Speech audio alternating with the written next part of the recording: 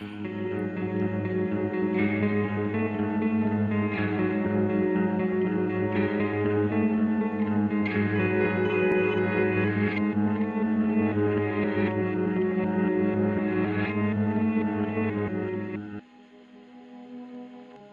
guys, welcome back to Spooky Tuesday, a weekly podcast where we're breaking down all of our favorite slashers, thrillers, monster movies, and black comedies on the new scariest day of the week. I'm Sydney Thompson.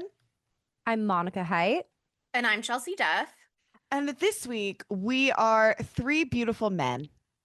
Just three beautiful Can you tell from guys. our voices? Yeah. They're very deep and sexy, right? Uh-huh. Yeah. Everybody knows Do you that. hear that? Exactly. Do you hear That's a adorable little bell? And I'm Chelsea Duff. Oh, That's actually what I sounded like before, but maybe you missed it. no, that's exactly what I heard. Let me just retcon the pod real quick. Actually, and I'm Monica Height. What if we just started talking? What if we just started talking like this? What if we just? What do you mean? We've been What do you talking mean like the whole talking time? like what? Talking like this is just my voice. I That's what I can't sound even. like. You guys like That would, this? I Is this think hitting that for you would guys? not be fun for to listen to, maybe, but I'm not sure. So maybe we should do a whole episode just to see if. Yeah, let's it just do works. like 2 Commit to hours the on it bit. just to try it out. Just do 2 hour a light 2 hours. A It's light like 2 hours. Okay, well, this week we're doing a new movie called Hokum from what's his name? Damian McCarthy, who I loved. He's the director of Oddity, which was one of my favorite movies in the last couple years. And it also has Adam Scott, which honestly, what a great time for me to start Severance. No, I think it's a good primer. I know. I think It's it a was really good primer. good buffer for me. Okay. The IMDb logline for Hokum is: a horror writer visits an Irish inn to scatter his parents' ashes, unaware the property is said to be haunted by a witch. Immediate red flag. He writes horror novels? I thought he just wrote sad, depressing man shit. I didn't necessarily need to be horror. Yeah, I didn't pick I'm up not- horror vibes from his from the opening. I don't think he's a horror writer. He's Yeah. way too sorry. I think that horror is some of the best books ever are horror books. But Agreed. this is a man who holds himself in a way where he's like, I write true literature. Yeah. Not a I horror agree. writer. I feel like horror writers are chiller. Too you know? genre Look at for Stephen him. King. He did so much blow. That's a party guy. Yeah, He's a that's cool a guy. guy. That's a cool fucking guy. That guy. I wonder when that was added. You know what I mean? Like if that was before or after the finalized script, if that was based on a pitch, or if that it was just like some producer being like, this is a horror movie. Obviously, he's a horror writer. I don't writer. need to ask Damian McCarthy if that's right. I It think was it's an just a SEO fan thing. that just did it. It's search engine optimization. They needed the word horror to be in the log line, and so they just threw it in there. And that's their the place where it keywords: made the folk most horror, sense. monster horror, psychological horror, supernatural horror, witch horror, all at the top, right above that IMDb logline. That didn't do it for them. They needed one more. The horror log line to might go toss in somewhere there. else that's not IMDb. It could go anywhere, Chelsea. It could be Yeah, any. it goes out to don't the limit it. ether. Don't limit it. It could be posted anywhere. Anyway. This movie, oh my God, this is one of my most anticipated movies of the year just because I loved Oddity so much and I really enjoy Oddity from Damian McCarthy. Actually, I was going to say all his movies, but again, I hated caveat when I started it and I never finished it. Yeah, I was But gonna ask if you ever went back and finished it. I thought about doing it this weekend, but to be so for real with you, said, "Fuck I that." don't have access You didn't to want to watch it cloud your anymore. professional view of this movie that we're covering. No, that's not that. I thought that would be informative for me to watch it before this, but I do not have access to the platform with which I use to watch it. And I found that out when I was going to watch this on Sunday when I had a movie day in bed all day. But instead, I watched Hallow Road. And like, also, if anybody out there watched Hallow Road and wants to talk to me about it, you should. Rosamund Pike, Matthew Rhys, who also is the star of this new horror TV show that's coming out on Apple TV called Widow's Bay. And it's like a horror comedy, and he's the mayor of a cursed New England town. I Anyway. just saw the preview for Yeah, that when I was watching just came out. Severance. Yeah, it just came out. Exactly. And I was like, oh, that's weird because I was so excited for that show, but I didn't realize it was Matthew Rhys. I just was excited for the concept. But anyway, I feel like if you like Hokum, you could like Hallow Road, but they're not the same thing at all. Anyway, back to Hokum. I watched this like 3 weeks ago. Is that how long ago it was? 2 weeks, I think. 2 weeks ago. We got to see it early, AMC Scream Unseen. And I really like this movie. I have a lot of good things to say about it, but I definitely feel like it didn't live up to the hype that I hyped it to for me. And so I was glad to go back and see it a second time and like kind of give it a fresh chance. But like a big part of the reason why I didn't like it is because I was so put off by the first 5 minutes. Because I was like, what the fuck is this conquistador shit in the desert? And it pissed me off. How did you feel? I was very confused. I was like, this doesn't look like Ireland. This doesn't look like Ireland at all. And that's fine. It doesn't need to be Ireland. I think it Yeah, was I an think- interesting entry point, though. I agree. I liked it as a framework for the movie at the beginning and the end, the bookmarking of it. But I do feel like when we went to see it, there was kind of a vibe in the theater when it came on of like, is this the right movie theater that I'm in? Is this the right movie that they're projecting? Maybe this is the right theater, but the mystery movie is not Hokum after all. But it does have the neon credits and the like filmed in Ireland credits and stuff like that in the beginning. So I was like, this is it. I just don't know what they're doing yet. It really just like drops you in out of nowhere, but it is like so informative of Bowman's like, or Bauman as he says it, like mental state, just to see how bleak and how dark of a spot he's coming from, to be like, this will be the grand finale of my very successful book series, like the worst thing you've ever heard of. That's not the worst thing, but like beating a child's head open because you were dumb and left your helmet in the middle of the desert. Remember when he had a helmet at like 5 seconds before? And he had a sword. Anyway.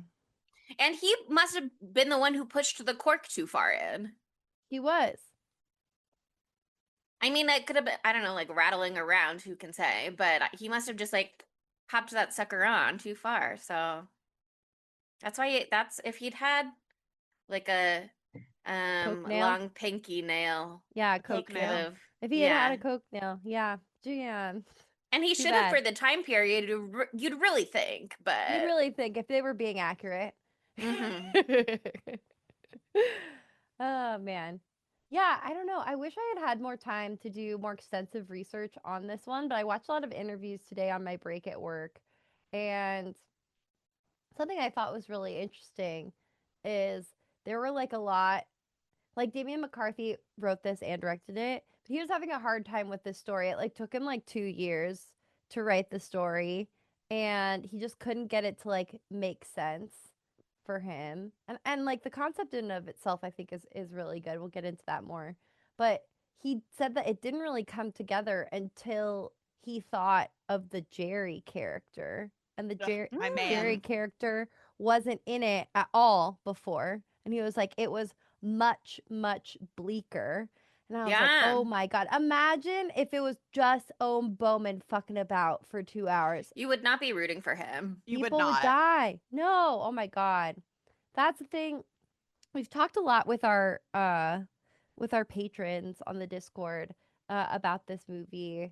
And a lot of people were weighing in that like it was hard. For some of them, it's hard to get into this because Adam Scott character is so unlikable. And I agree. I mean, he's such an asshole. It's hard to root for someone who's just so glaringly douchey. And for me, I also had a hard time with him, even though I love Adam Scott and he's done horror 5,000 million times. I forgot, but he's done so many. He's in Krampus. Movies. He's in Krampus. He's in like Hellraiser 4, isn't he? Oh my God. Well, I didn't know that. I certainly didn't know that. He's I'd say in the Severance is kind Monkey. of horror adjacent. He's in the Monkey. Incredibly underutilized in the Monkey. I was so disappointed with how little he was in the Monkey. Yeah, he's in Hellraiser Bloodline. He was in Madame Web, which is a horror Oh, movie. Of yes. course, of course. But yeah, he was in a Twilight Zone episode of the new reboot. Like and of course Severance is very horror adjacent for sure. He's doing a lot of that there. But like I think part of like not the charm because that sounds belittling, but like part of what I love so much about the Damian McCarthy movie that I like because it's not more than one yet. I love that it was like I don't know. The last one was set in Ireland too, right? Mm-hmm. Yeah. It was more immersive for me because I didn't know who any of those people were. Yeah. And I could just like live in that world and it felt more real to me. And for some reason, like it took me a second to like get into Adam Scott just existing in this film. Just because he is such an asshole immediately and is so grating and like in comparison to all the rest of the characters, it was difficult to watch. But at the same time, I don't think that you need to like your protagonist. I don't know if I talked about this with y'all, but I talked about it a lot leading up to the Oscars, talking about Marty Supreme. Mm-hmm. And I had a friend who really hated Marty Supreme because they're like, I just couldn't fucking stand him. And I was like, well, I think that's the point. You know?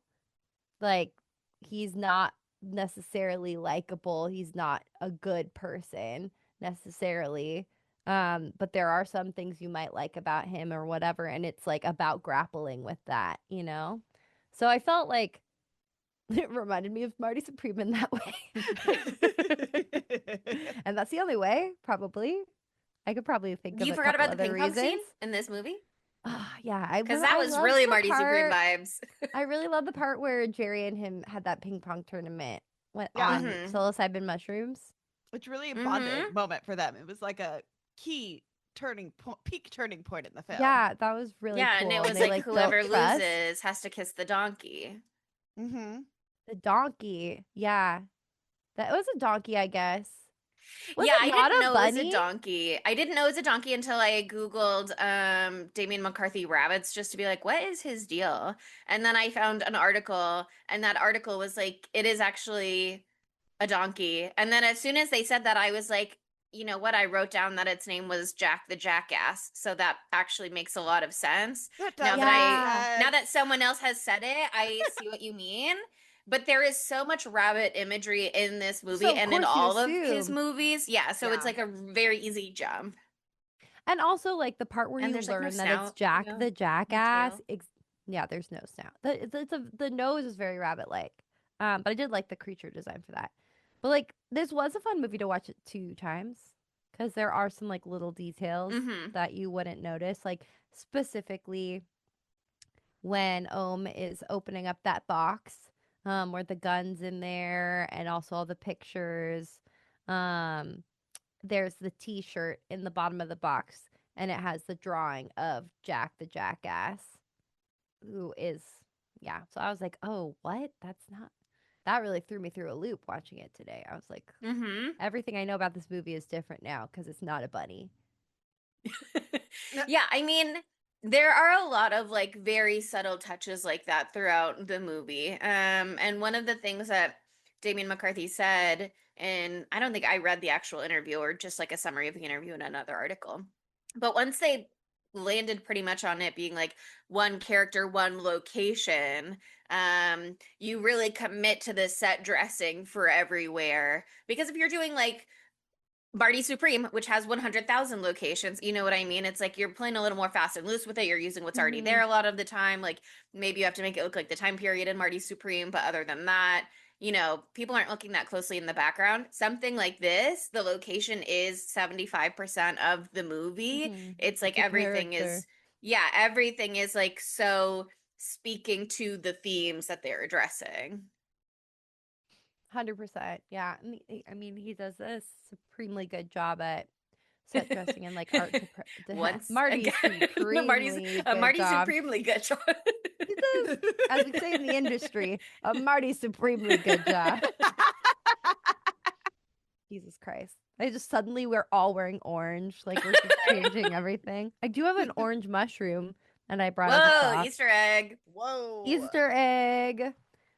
I didn't really think about how much drugs were a part of this movie also until I was watching like some interviews about it and I was like, "Oh yeah, that's Wait, like kind should of we half the all point." take mushrooms right now? If you can get them to my house real quick. I'm wearing my mushroom earrings. Amazing. Really it'll set the mood. But yeah, they do such a good job with the set dressing here. All the set dress. Oh my god, that's part of one of my favorite parts of the whole thing. Like just all the little weird gimmicks, the bell, Mm-hmm. the old fucking man and telling the story about the witch and their those little figurines. those Tim Burton ass figurines. Those I were love so that unsettling. sculptural style that they did, whatever that was. That was really, really cool. And a fun detail I learned from the interviews I listened to is they made like many, oh, hello. They made like many different sizes of the little fucking clock boy and probably the little cherub babies in the little figurines from the witch story too because they needed like extra detail to do those super close up shots. So they made like three different sizes and up into like one that's like really really big. And I'm just like, oh, I want that. Can I have one, please? Like that would be so nice. Auction them off. You can get some money for your next film, maybe. Something to think about. Yeah, but it makes sense just so you can get those detailed shots. And I loved also like different parts throughout the movie where they zoomed in on like the wood carvings of different cherubs throughout. I thought that was really really nice. I think he knows really how to set a spooky scene, like how to get the ambiance exactly right. Um and so I think that's like a really big strength for Damian. Um but I also think like this is just such a good concept for a movie. Like I'm gonna spoil it right away. Is that okay? We kind of have to spoil it to I talk think that's about okay. it. I think as Americans, you know, we hear stories all the time about part of like one of the big arguments like for gun control is stories similar to the one that we see play out here, um, which is unfortunately young Ohm Bowman found his daddy's gun and was just playing around with it and accidentally it went off and it ended up killing his mom. And that sort of like not sort of like 100% set the tone for the entirety of the rest of his life. Now he's motherless. He's with his father who hates him now because of what he's done by accident. Yeah. And it's turned him into the cynical yet very deep man that he is, and made him this like closed off, angry, really honestly mean, um just such a dick. Yeah. so mean individual. And I've never seen a movie that uh, that does this, like that has a protagonist that is like I've never seen the perspective of the person who like accidentally killed their parent with a gun or something like that. I've just like heard the real life stories and you never hear like what happens 20 years later or anything like that. And well, it's not my place to know that knowledge, but it's just like a horrifying concept and is a good one as a basis for a horror movie. Yes, Chelsea. Have you seen the movie Garden State? You know, I haven't seen Garden State. I know. Everybody always gives me that reaction when I say I haven't seen Garden State. Because every hipster in the year 2012 had already seen it you know what I mean? So I Yeah, think your exactly. And I hipster was phase a came a little hipster then. afterwards, I guess. No, I was a Because hipster I watched in it in high 2012. school. No, that's what I'm saying. It was like by 2012, all of the hipsters, Oh, and yeah, that was yeah, when you were yeah, yeah, becoming a hipster. yeah, yeah, yeah. I wasn't a hipster really in high school. I was just My on friends were student hipsters in high council. school, and so by proxy, I watched it with them, and they were like very pretentious. So we watched it, and I bought it on iTunes. And I I want still to own it watch on it. iTunes to this day. If you But want to do a watch party with me, you let me know. yeah, no, But I'm I don't okay, think down. I've watched it since middle school. Like, It's a throwback. It's a throwback at this point. And at this point, it's one of those things where everybody's like kind of moved on, but it's still very interesting and moving, and the music is very it has a good as long banger as you don't get soundtrack. fixated on Natalie Portman playing a manic pixie dream girl. I can handle that. Hmm. As But there's somebody Somebody who's been called me a manic pixie dream girl, but grown up the other day, and I was like, I don't know how I feel. I can't is a remember compliment. who it Yeah. was. I Okay, I'm gonna unfortunately think about it. have been many men's manic pixie dream girl, and it is not fun, but No. also grow up, men. My God. Actually, maybe you should be seeing me as a real human person instead Yeah. of What if? stereotyping me into this tiny little box. Maybe that's for you to think about. I'm sorry that you are befuddled by my whimsy, okay? Yes, Get I your have own. whimsy. Yes, I have mental health struggles. Yes, I am. I am hot still as a whole shit. I remember human who it person. Yes, was. I am. Okay, it came. Now that I remember who it was, it did come from a good place, so I guess it's okay.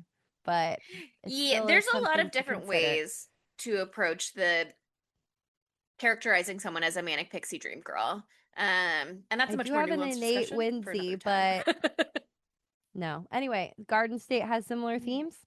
It has similar themes. He doesn't shoot his mom with a gun. So you're not Okay, spoiled in that regard. thank But you. there's like similar things going on of like things that happened to you in your childhood affecting the whole rest of your life and how your personality is formed and who you are and what you carry with you and the relationships that you Mhm. build. And it kind of manifests in like a different way for him, but it's kind of similar where we see Ohm here having this very like um isolated, disenfranchised existence. He can only connect with people through his work. He's only interested in stories that hurt and leave you empty and broken. And I don't know. I Yeah, remember being in the theater with you and like flipping off the screen because he was being such a bitch, yeah. and being so annoyed at him. And I did, as soon as he said that his mom was murdered by someone who was too young to punish, I was like, oh, it was him. Um, and so my heart like softened slightly towards him in that Mhm. scene because it's so informative of the kind of person that child would grow up to be. And then he burned Jerry's hand, and so I got mad at him all over again. Yeah. I And mean, that then was fucking psychotic. yeah, insanely. But then when Fiona like has her bad feeling and they walk in and he's hanging himself, I'm like, okay, once again, I have renewed grace for him because maybe he's this terrible all of the time, but also maybe he's like literally on his last straw at the end of his rope, cannot do it anymore, has nothing in him left to extend it. Some people are very kind because that's the only thing that they have left to give. And some people are Mhm. just like, my energy is so depleted. Once I was like, we're literally seeing him on the The day that last he's going to kill kill himself. himself. I felt like I had a much greater understanding for why he would feel so unempathetic and emotionally disconnected from every other person. And There's that also that helped a little. yeah. I think watching it a second time, you know, obviously I already knew what was going on. I didn't pick up on what you picked up on um as quickly, but in that same breath, that same series of words right there after he says like, "Oh, he was too young to be punished." He says he should have been hanged or he should be Uh-huh. hanged, something like that. Yeah, Um they and should have that hanged was him. they should have hanged him. That was crazy. to hear on the second pass when you know what's going to happen in about an hour's time, real time, not hour into the movie. Very dark stuff. And yeah, I don't know. I found all the performances to be a lot richer on the second time too, because they are like doing, they're acting. They know what's gonna happen, so they know what they're doing. So like you can just tell like, let me look at these character names because of course everyone has really cool Irish names. Okay, why is he not in here? Fergal, that's who it is. Like Fergal. So Fergal is not okay.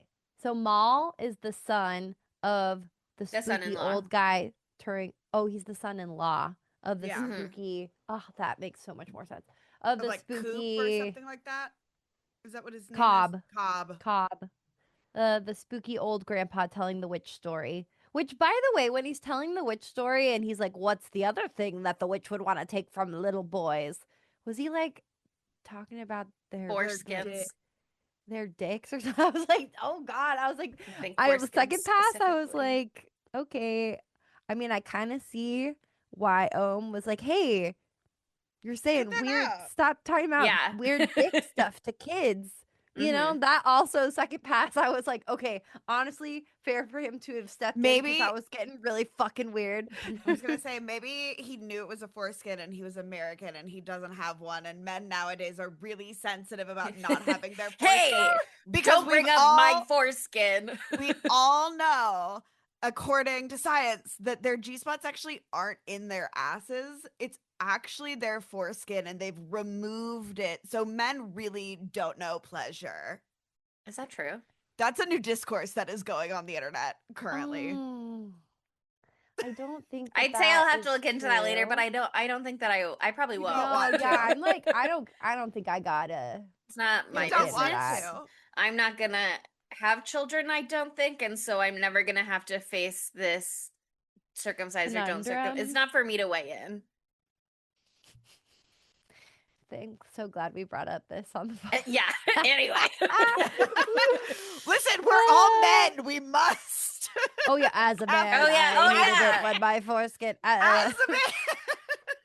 Well, Anyway, sorry for anyone listening with foreskin trauma. I'm really sorry. I mean, that's a very interesting topic for which we are not registered to when we do our Marty Supreme episode, we'll get into it more. We'll get really into it. Anyway, so Cobb is the father-in-law for Mal. Mal is so obviously like a little schemy.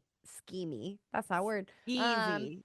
Skeezy little bitch boy from the beginning. And then this time around, and let me know if you agree with this. Fergal obviously being a little bit of a dick to Jerry, but I think it is because he was in love with Fiona.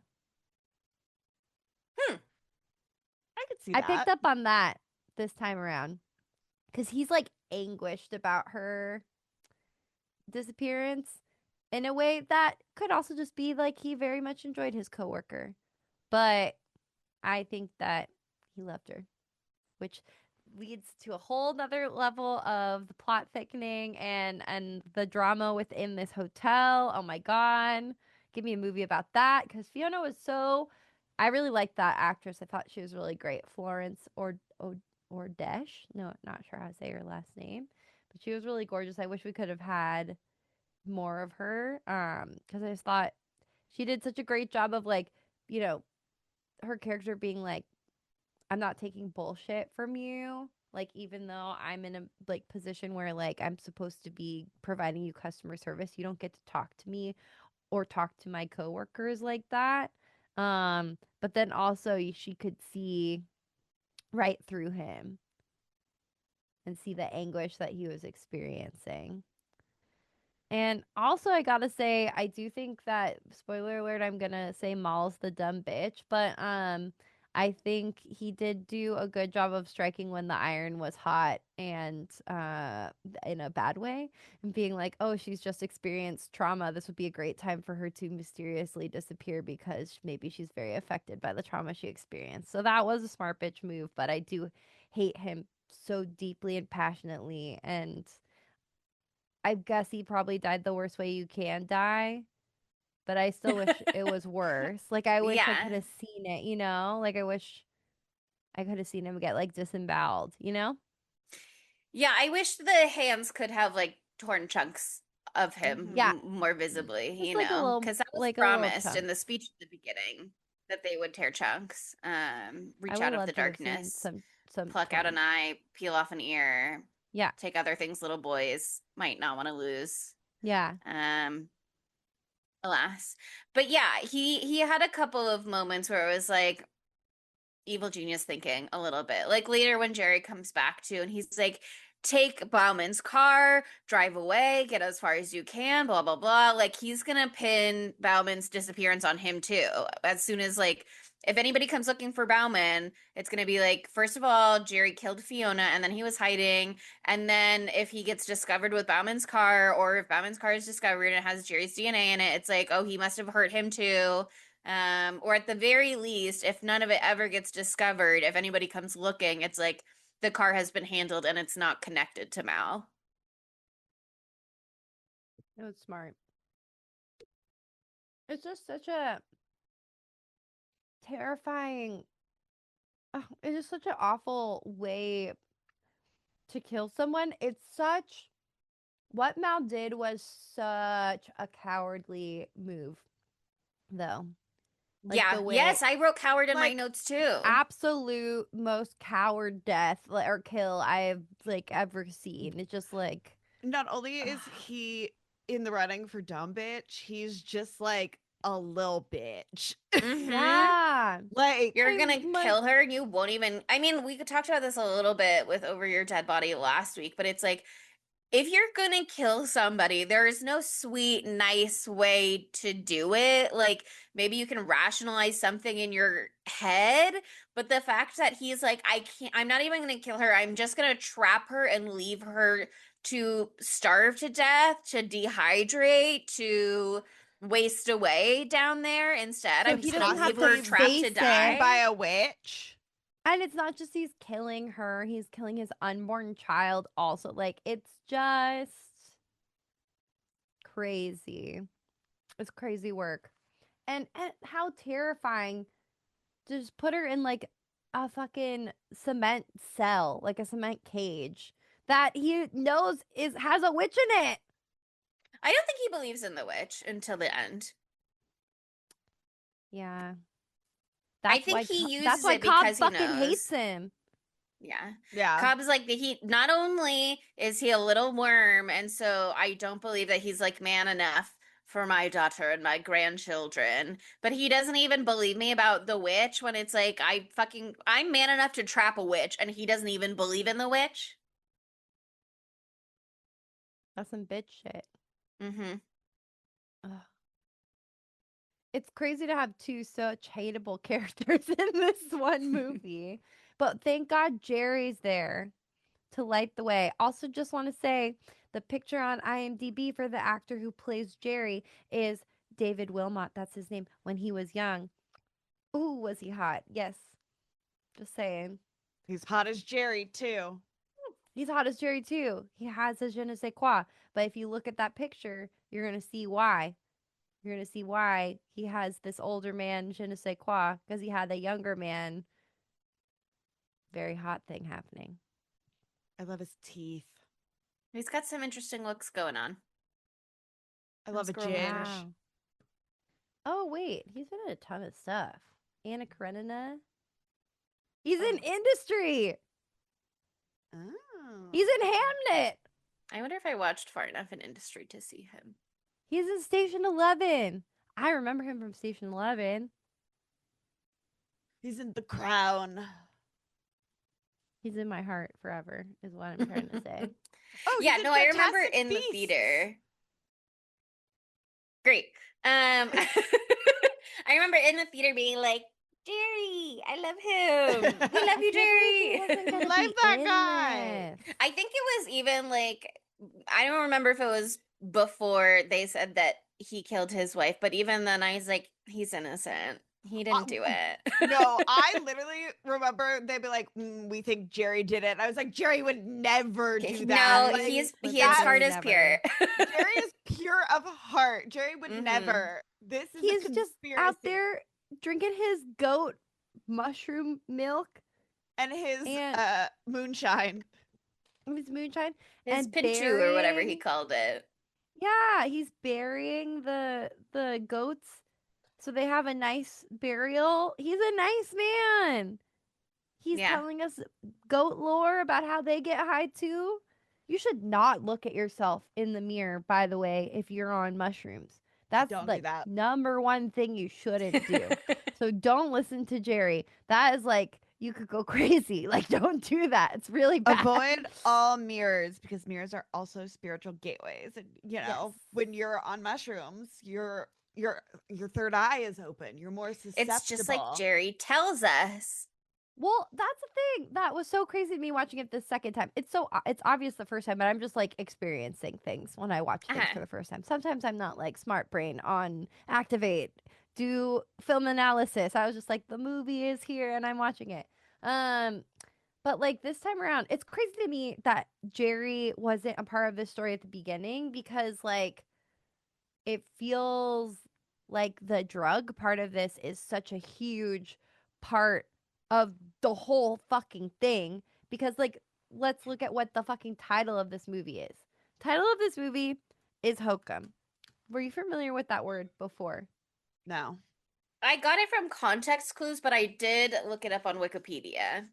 Yeah, so Hokum, I've heard that word 1,000 times. I don't know. It's me, Monica Haidt, the queen of saying old-timey old people shit because I have old parents. So that's just something about me.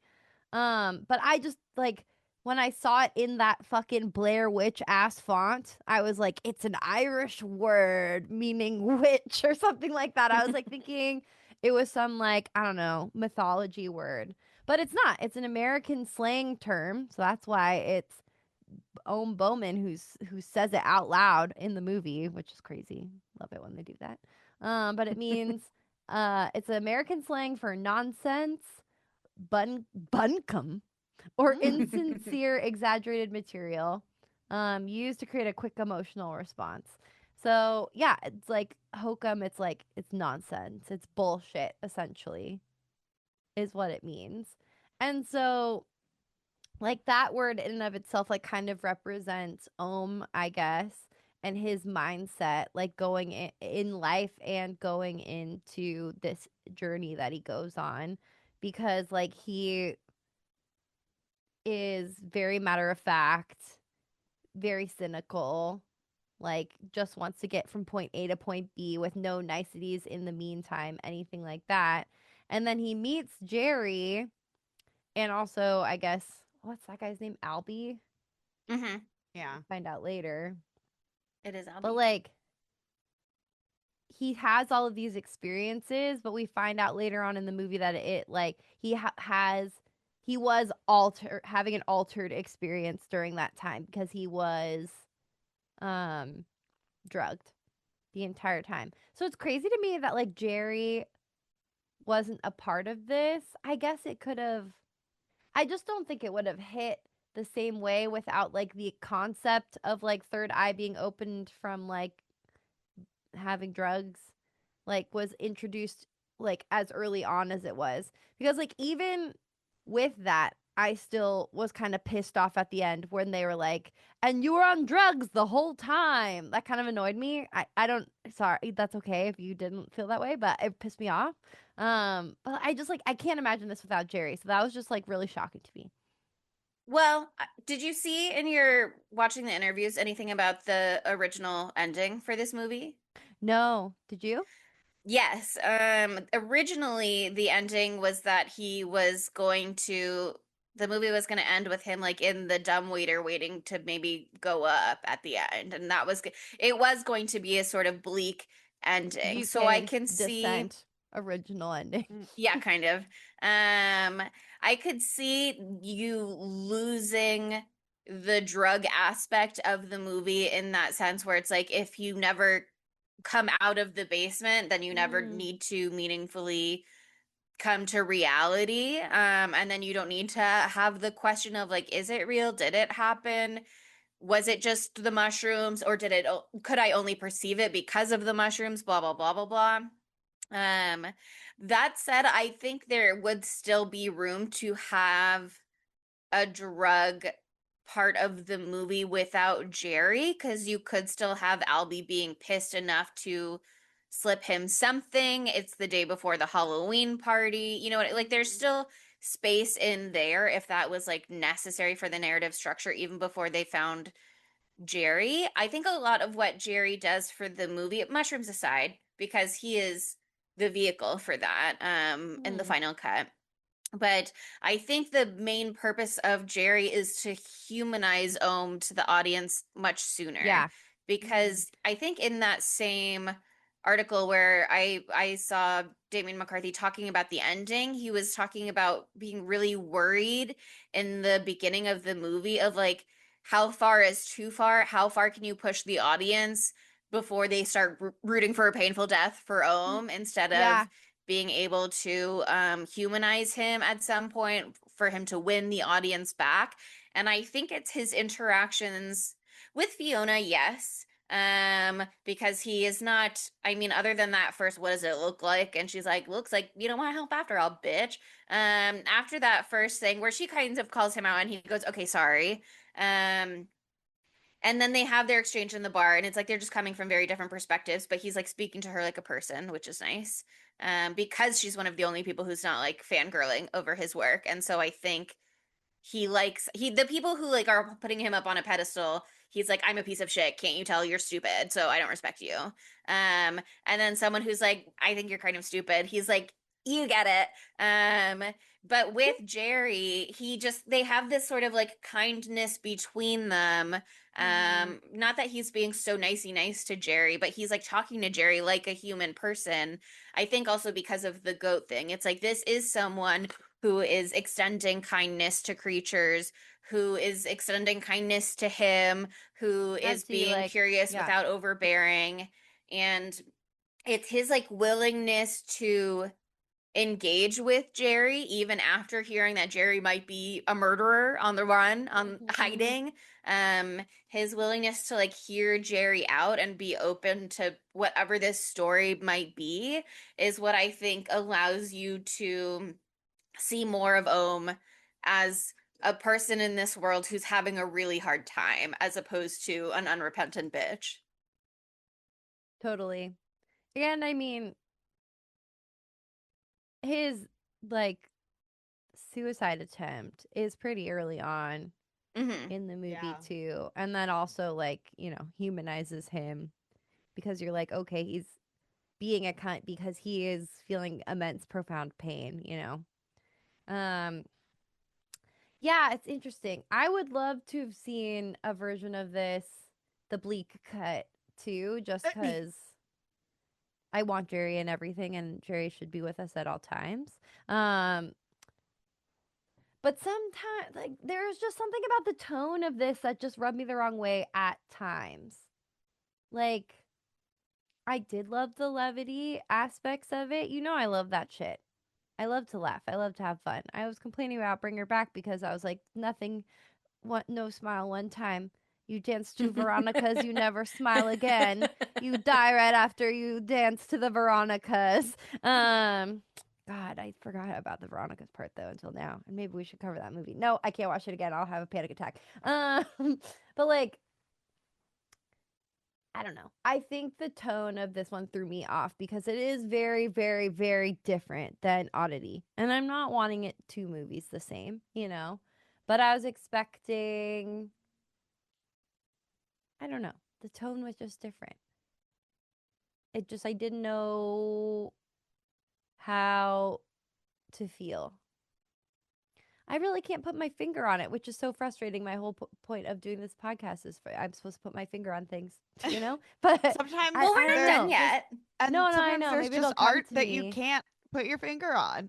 Yeah, I don't know what it was. It's meant that to be me challenging. The wrong way. Yeah, I was in character for that one. I really, challenge me, baby. Let's do it. It's I wanted to love it. I wanted to be. Oh my god, you have a recorder? Amazing. Yeah. Is that a? Oh, I thought that was a Pulse Ox reader for a second. No, it is a tape recorder. I think it just needs new batteries because I tried to turn it on. I haven't turned it on in probably 8 years, so that's probably what's going on there. But I do I have did one. really like that as a vehicle though in the film. I thought that was really smart. Yeah. I loved that. And the way it like tied into the magical storytelling of like Yes. it turns on with exactly the moment you need to hear, Yeah. exactly the moment you need to hear it, with like he's about to get in the dumbwaiter and then it's like the buttons at the bottom are broken, by the way. So that's why I'm stuck down here and why I'll probably die down here if nobody finds me. Just putting that on the record. You know what? That could be kind of part of it, of my issue, is that like we don't know until the end that he was on drugs the whole fucking time.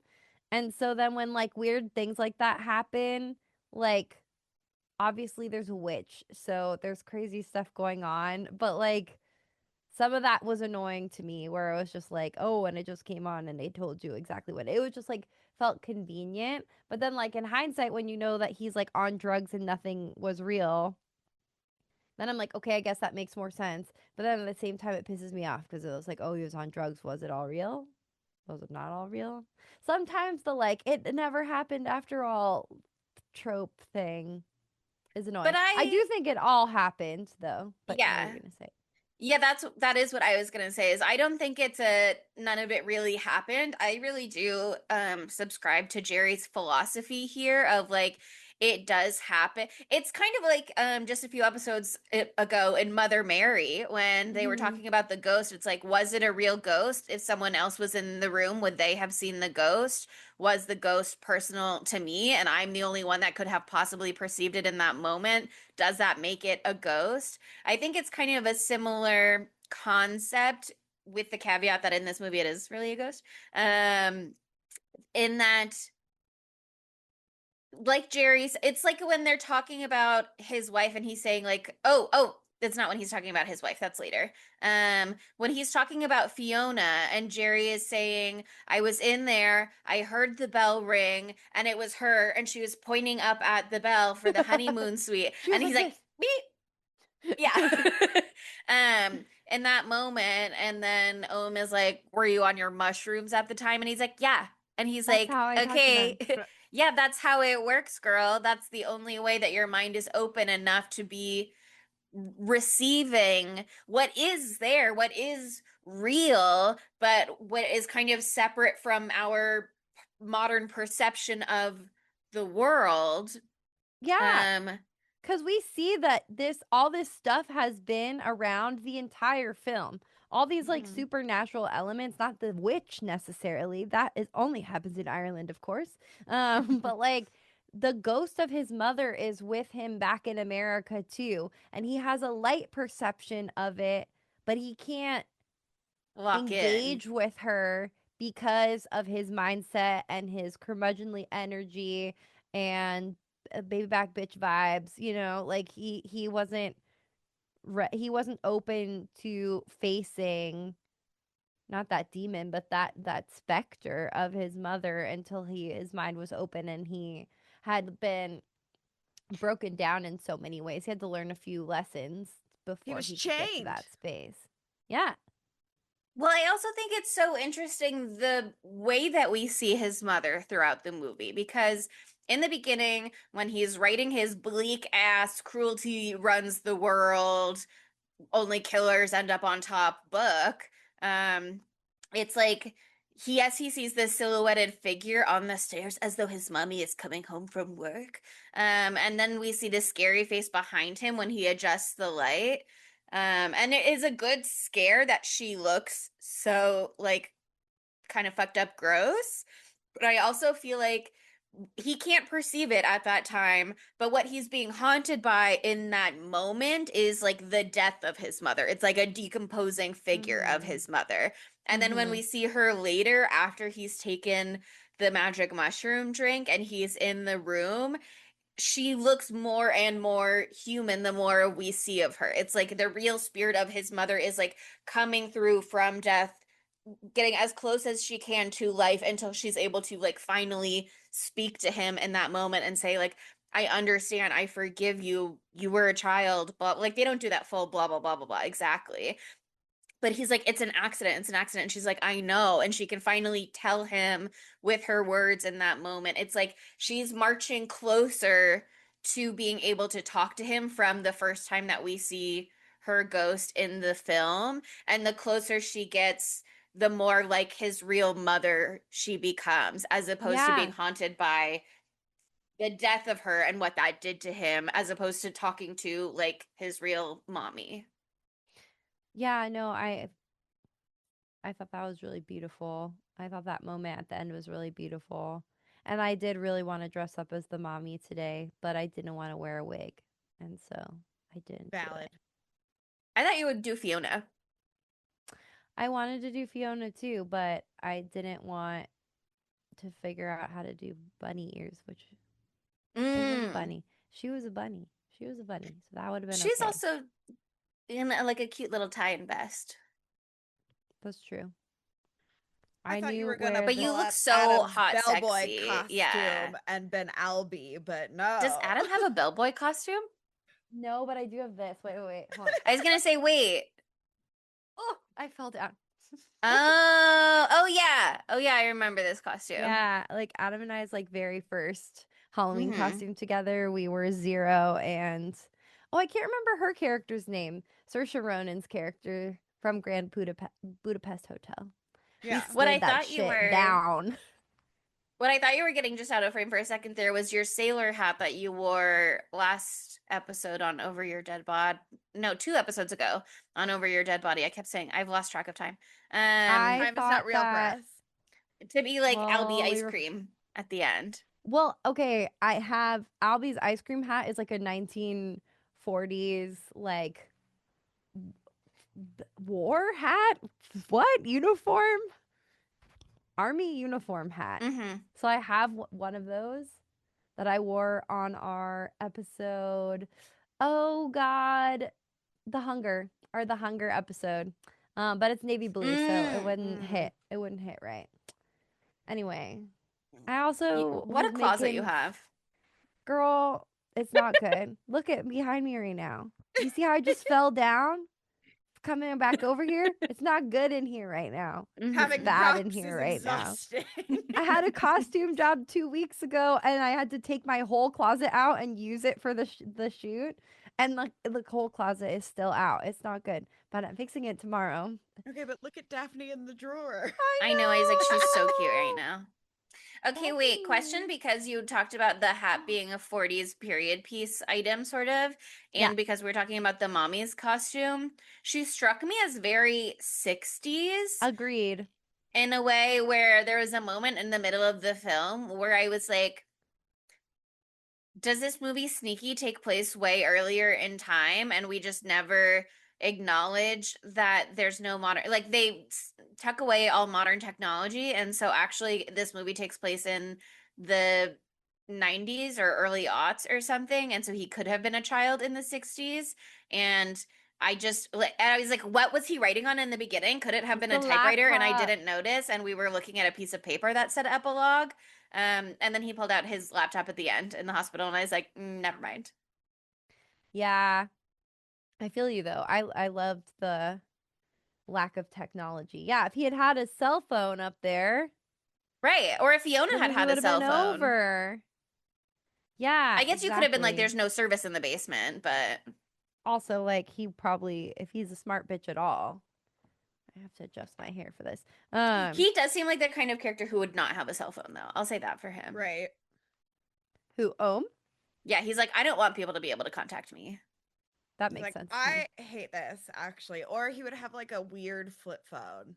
Yeah, he'd be like one of those people who's like, this is my brick phone or whatever the children are doing these days to be offline.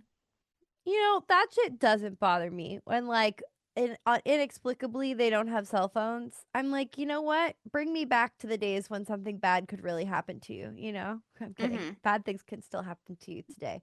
But cell phones really do take a lot of, like, the basic horror stuff away. They're like, oh, how do we get out of here? Google Maps. Yeah, Hey, I think Siri, a lot of how do modern I horror get out of these days, here? A lot of No, modern she. horror these days, they just do like, my battery is dead, or like, there's no service, which, like, Yeah. sure, it accomplishes what we need of the plot. But I like it in this movie that you almost don't even, if the mom didn't look so 60s, I don't think I ever would have questioned at any point, like, where's all of the technology? Yeah. Well, he was like 9 or 5. He could have been Like really young. 10. He's like 10. I'm not gonna do But then math he right would now. still be, I was gonna do if he math. was a Nope. child in the 60s, he'd be my dad's age, and my dad is like almost approaching 70. And I don't think Bauman is approaching 70. No. But laptops existed in the early 2000s, so now I'm back on that theory, I guess. We didn't see what model of MacBook it was, It so had a tasteful what case. you actually couldn't tell is that it was one of the really cute ones that was like kind of bubbly, and like when they were really colorful candy ones, like how Elle Woods had back in the day. Yeah. They Those only were showed you so the front of it, so cute. what you couldn't tell is he had his was lime green. I love that spiritually because that's what my color also would have His been. was lime green. Let me think on it. What's the aura that it exhibited? It was lime green. That's so funny. Taking off the hat now. The way that my makeup is today, you could guess that I put on man makeup, but I didn't. What else Your jaw's happened in looking this chiseled. movie? That's what I'll say. Thank you. It's natural. I've been looks maxing. I've been doing this. Hell yeah. Wait. Oh, for your jaw. Yeah, you gotta break your Scary, jaw scary, so scary. it can re-heal better. Scary, scary, scary. I can't believe that that's a real thing. That feels fake. I refuse to believe it. I certainly refuse to believe it. I'm dialing back in on the movie. Yeah. I want to talk about the voice because I was scrolling through my notes to be like, what do I want to talk about? The voice recorder thing, both being a potential subject of his hallucination, it telling him exactly what he needs to know when he needs to know it. I think that makes sense in terms of like, if he's on mushrooms, the reality is he certainly could have listened to it all the way through, and it's like what he needs to know is coming to him in the moment that he needs to know it, because he heard it but he didn't like process it until he's like going to get in the dumbwaiter and he's like, wait.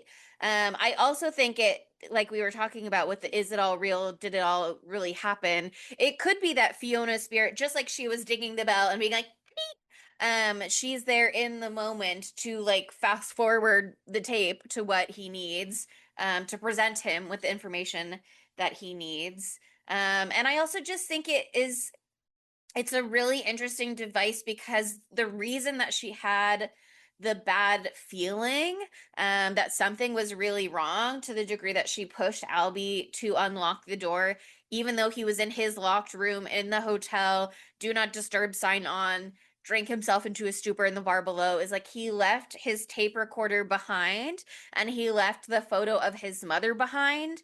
And not only is it a personal item, but she was the one that he talked to earlier when she showed him to his room, where he was like, do you know where the big redwood is?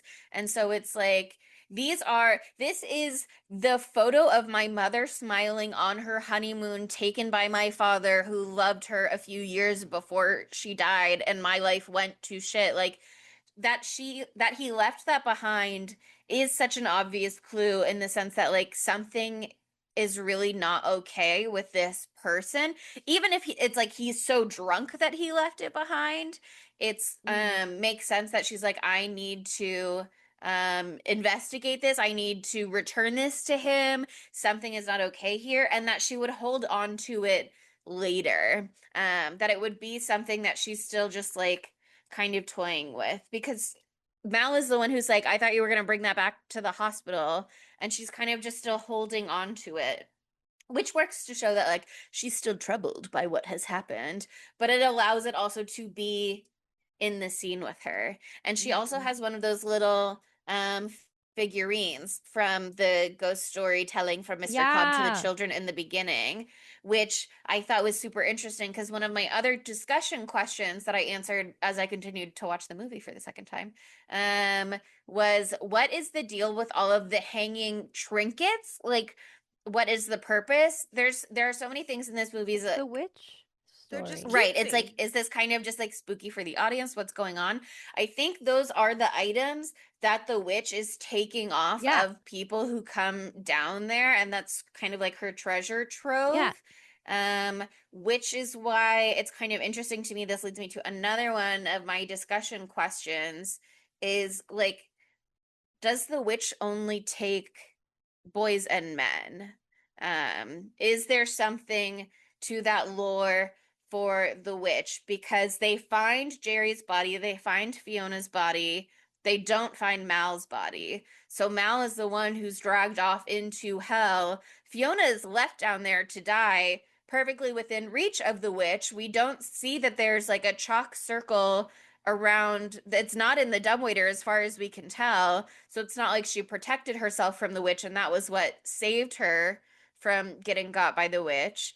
When Mr. Cobb is telling the story in the beginning, he's only talking about, I mean, he talks about like travelers, blah blah blah blah blah, but he only talks about boys specifically. You could say it's because he's talking to little boys.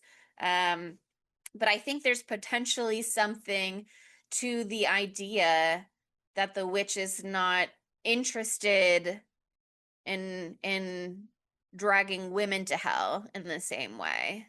A Well, feminist. I don't know if it's necessarily gendered in that way. But it could be. It very well could be. I'm not saying that's not the case. But also it could be like a guilt thing. So like she takes the guilty and the sinners down, but not those who are innocent. It was like Jerry innocent, perfect. Also died before the witch could get him, so that's part of it. And also Fiona, like, I mean, she had an affair, so you can say that that's a thing. She's not like what you thought, Jerry. She's actually a bad person. But she doesn't get, like, her body is still there. They didn't take her to hell. Like, she obviously had an interaction with the witch, but because the figurine that she was holding is up on the wire. But I don't think also, like, if she snatches something from you, it means that, like, you're gonna be damned, because, like, Albie's still chilling, but he lost his lighter. I liked that detail that his lighter was down there too. That was really cool. But yeah, I don't know if it's like a guilt or innocence sort of thing. I was trying to look up more about like Irish witch lore and stuff like that. It's kind of all over the place though. There's a lot of different things. This wasn't a specific one, but yeah, I looked up the Wikipedia page for Calyx, I think. I don't remember how they said it in the movie, but that's my best guess based on the pronunciation guide on Wikipedia. And there's a lot there. There are some interesting things that felt relevant. Like it said she's a divine hag associated with the creation of the landscape and with the weather, especially storms and winter. So with her like not coming into her power per se because she's locked away, but with her having seemingly greater access to the hotel once it is closed for the season.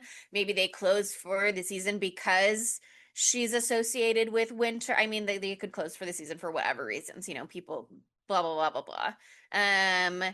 But the idea of it closing for the season, the idea of her power being associated with winter. There was something in there about collecting firewood, which made me think about the beginning when the conquistador is about to like smash the little kid's skull, and the instead of the sound of glass breaking, you cut to the log falling off the pile of firewood.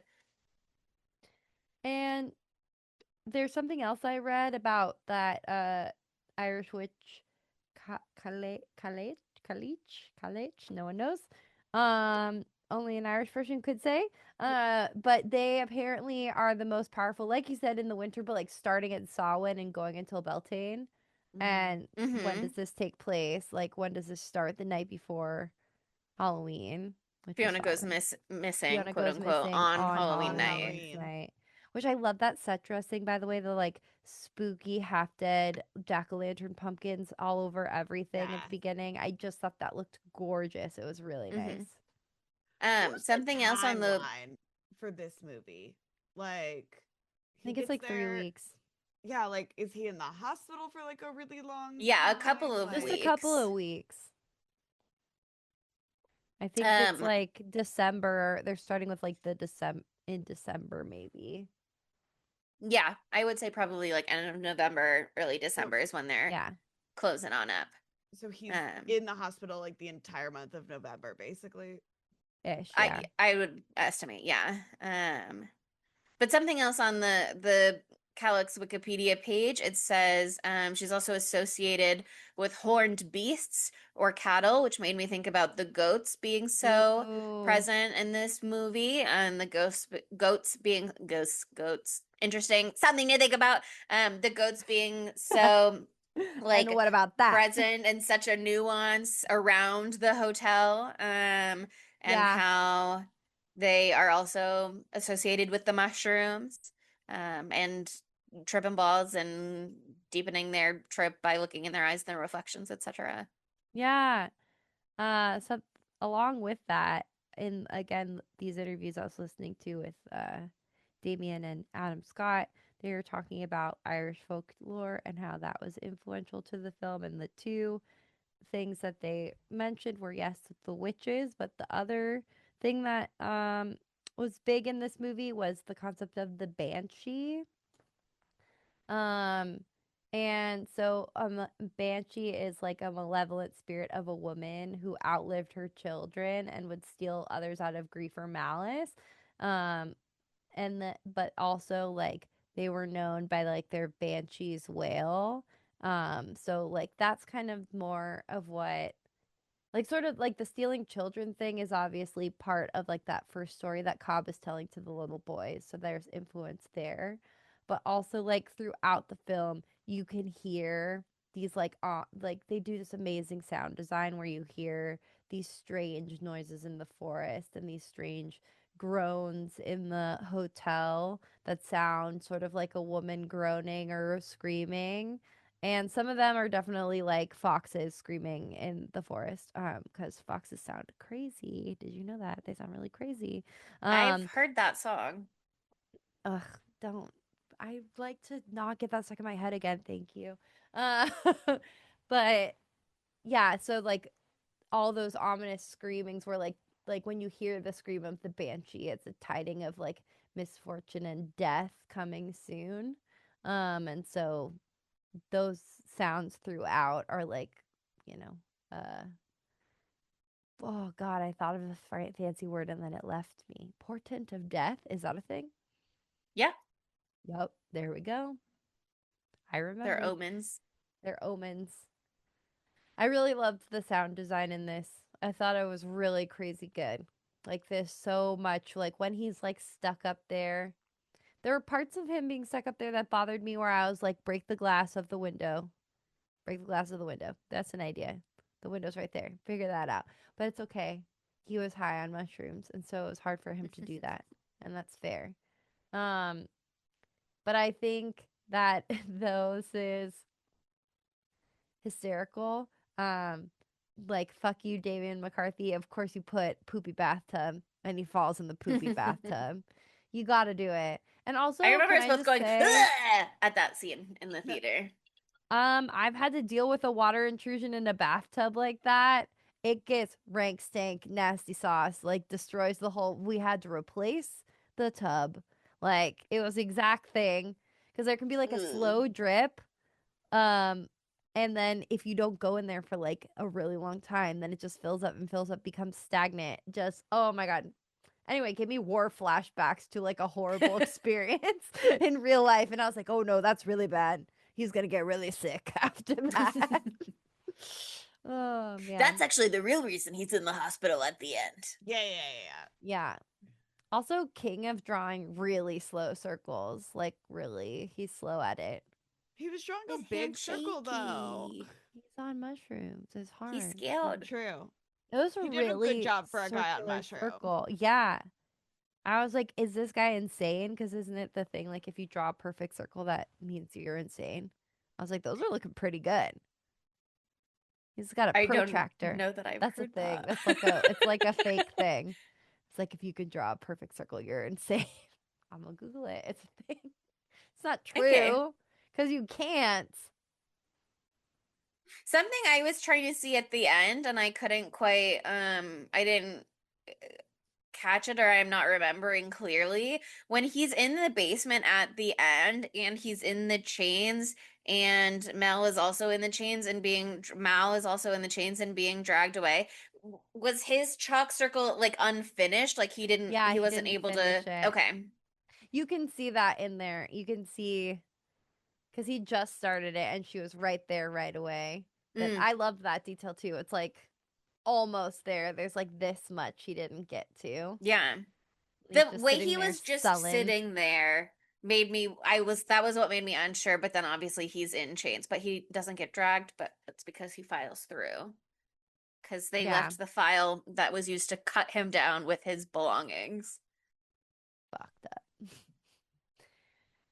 But another one of those moments that felt like right object, right place and time in a way that made sense for the trajectory. Like, of course, Fiona just leaves it behind in the room when they're trying to transport him to the hospital after they've found him. Of course, everything that is in the room that is not clearly hotel decor just gets like packed away and not inspected any closer. So it makes sense that it is on his person. One of the items that didn't make sense to me, and I wonder if it is part of the mushroom thing now that we've talked about that a little bit, or if it's just it was a dramatic cinematic reveal that of an exchange that we're supposed to just assume happened off screen, is Jerry has the key. He like flashes the key in his jacket pocket when they're out in the woods, and then Jerry is the one that unlocks the door when they're going into the inn. And then we never see it change hands. Yeah, but then Fergal like drags him away, and then he like looks down and is like, it's in my hand. And you know, again, one of those things, now that we know that he's been dosed, it could be that he didn't store the memory of the exchange. It could be that it's just something for the audience. This is the way it's revealed to the audience. It could be another one of those like sort of pseudo magical moments of the divine intervening. Yeah. Yeah, no, I thought that too when I was watching it today. I was like, oh, I must have missed that. I must have blinked. But it could go either way.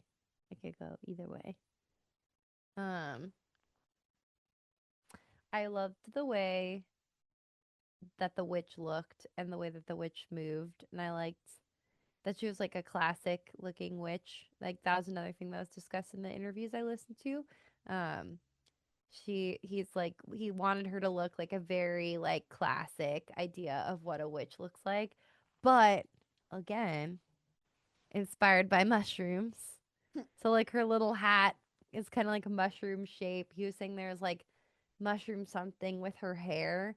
Again, unfortunately, it's just so dark. And I don't think it's so dark in like a, oh, they didn't light this movie because it's 2026 kind of way. It's just like the lights are going out. It's supposed to be dark and terrifying. And like just seeing her eyes glow through the darkness, honestly, like I just got unsettled right now thinking about it. It was very effective. Very creepy. When he looks down the fucking shaft for the dumb waiter and he sees just the eyes and then like her hands, and it's clear that she starts climbing up.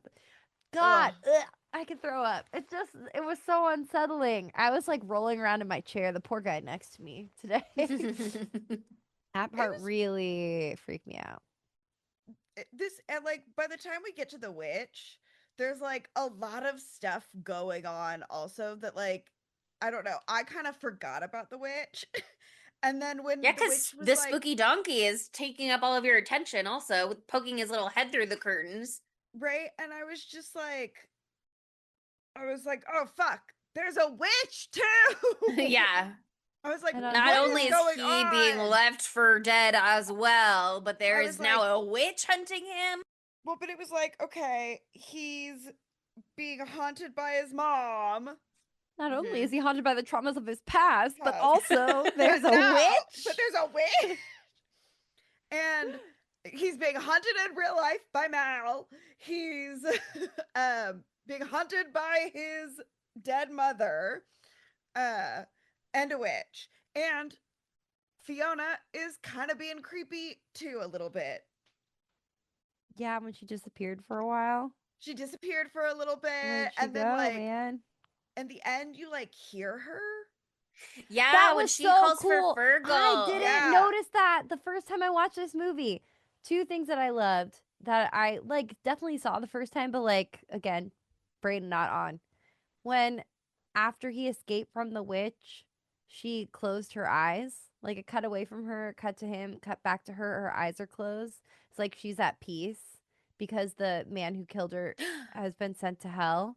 I fucking remember noting that the loved first time now that. that you're saying it, and I did not notice it this time. Yeah, I loved There's so much that this going on. time. I know, I love that. And then I didn't realize it's her voice calling out to him.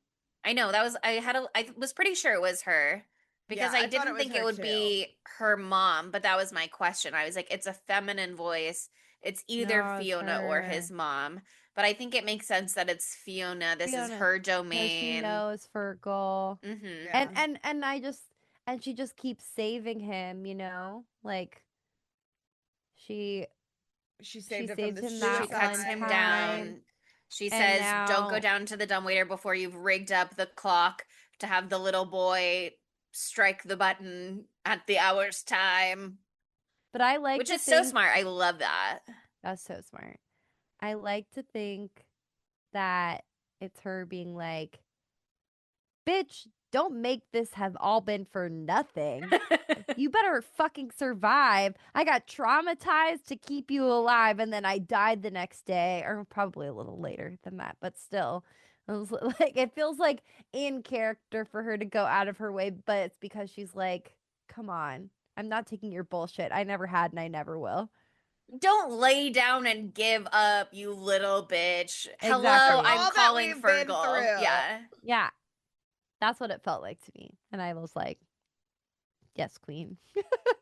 I love her. It's not fair. It's not fair. Yeah. Really not fair. Really sad. But some interesting symbolism and such that was going on in the film. I talked before about how I Googled Damian McCarthy rabbits, and I found an article that was actually, I think it was published technically the day that the movie came out, but it was clearly written from someone who was like looking towards the movie instead of having already seen it. Because they were only talking about the trailer in terms of the rabbit representation in this movie. But they were saying, by and large, rabbits in film and literature tend to represent fertility, abundance, and new beginnings. In this movie, blah, blah, blah, blah, blah. But in terms of Fiona dressing up as a Fertility. bunny, yeah, fertility, new beginnings, the fact that they're prey animals and signifiers of the spring season, so not winter. That all felt very relevant, embody innocence and vulnerability. But then it talked about how they're also depicted as trickster gods a lot of the time. And that felt relevant too within this movie. Again, it is a donkey, but it does look like a rabbit. And I he does thought a it lot was a of rabbit until y'all put the that like donkey something tricked jackass. us into Yeah. thinking it was a rat. Yeah. Until you lay it out and you go, oh, Jack the Jackass, it's like, oh, duh. Um, but it also talked about Alice in Wonderland and the White Rabbit there being the guide and how that's kind of an LSD story. And Yeah. that felt very relevant. Because Apparently she's kind of Damian like calling McCarthy's them to come down the rabbit hole by Mhm. calling them into literally going down the rabbit hole. Literally, oh my God. Because you're going to the dumbwaiter. Eating my God. mushrooms, that's in Alice in Wonderland. Mm-hmm. Drink me, eat me, she eats the mushrooms, or she's on the mushrooms with the caterpillar, etc. Dumbwaiter is literally the rabbit hole. That's crazy. The basement world. Not so fun as Alice in Wonderland, though. Probably worse. Not as good. This one. Yeah. Yeah. But apparently there's a lot of kind of spooky, scary rabbits in children's media. I don't know if they're always supposed to be spooky, scary, or if they just kind of are depicted that way sometimes, just however they're animated or drawn or sculpted out of clay or whatever. But Damian McCarthy said that his scary rabbit imagery maybe does have an origin story of a British animated movie called Watership Down. I was just gonna bring up Watership Down when you said that. So you're like spooky rabbits in. Oh my God, have you seen that? No, but I'm looking at the picture of the bunny and it is very scary. We watched it in 5th grade, but I don't remember it at all. And my friend Zach was like, he's, cut this part out. He put Watership Down on the Plex for us, by the way. Oh. Because of this. Now you can uncut after this part. But anyway, my friend Zach, who I always talk to about movies, he was like, "Oh, you guys do horror movies. You should fucking do Watership Down on on the pod because like it is horrific. It's like a bunny animated war horror movie. It's like, did you guys see something Guardians of Gahul or Legends of Gahul, that like owl movie that was like, oh, this cool owl movie, that's gonna be cool, and it's animated, and it's like owl war and death. That was owl version of Watership Down, pretty much. Anyway, something to consider. Yeah, no, I mean, I'll link to the article that I read. It's from slashfilm.com. There's a photo of the very scary bunny in the article. It is haunting. I can see why that would follow him in his life. And it does, the eyes do look a lot like the donkey in this movie. Also, like, when you think of a rabbit or whatever, maybe you're thinking of a bunny. But like we talked about this a little bit on our oh God, what's it called? Bees, not the bees. Oh, folk horror classic.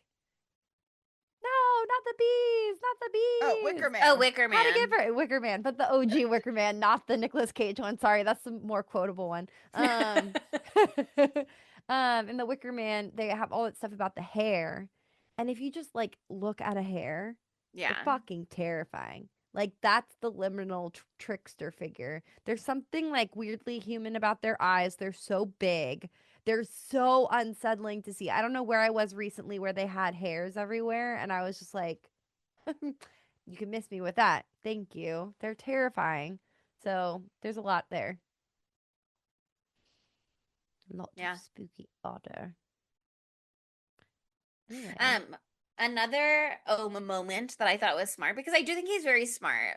Like, as much as he is a bitch, he's got a good brain in there, and that's why I'm glad that this movie has the ending it does, where you can be hopeful for him. And it's like, cruelty kills, but what if kindness saves? But I love when he finds the button for the bell when he's trying to warn Jerry, and like the tension of that moment. He's ringing the bell. Jerry has left. Jerry is coming back because he forgot the keys. The bell breaks. The bell is still moving. It hasn't yet fallen still. Will Jerry notice it? It falls still. Jerry doesn't see. Jerry leaves. He breaks in. He's pulling the bell. He's like in the wall, yanking the bell. Will it be enough? No, he's too late. And then it does work. Like, it's just the building really of that scene. It's like I like that moment for Ohm, where it shows he is, even if he is like, is he giving up in the end when the smoke inhalation is just too much for him? Will he lay down and die? We see that he has a fighting spirit at many moments in this movie. And that's one of the ones where it really feels like, okay, yes, he could have broken the glass window, and that would have been great and helpful as well. But the way he tears into that wall, I loved that moment. I did too. That was really good. And it's so sad when Jerry gets shot by the crossbow, but the crossbow needed to come back around. It did. I don't like how small there's like little tiny arrows. They're so weird. Because I was like, did he just get shot with a dart? Like, is he okay? And then I was like, no. No, he's He's dead. It broke his brain. He's dead. Yeah. Big time dead. He has to leave their bodies behind. Oh, it's so sad. You know what other small detail I liked in terms of set dressing? That the elevator up and down indicator lights for the honeymoon suite were hearts. Hearts.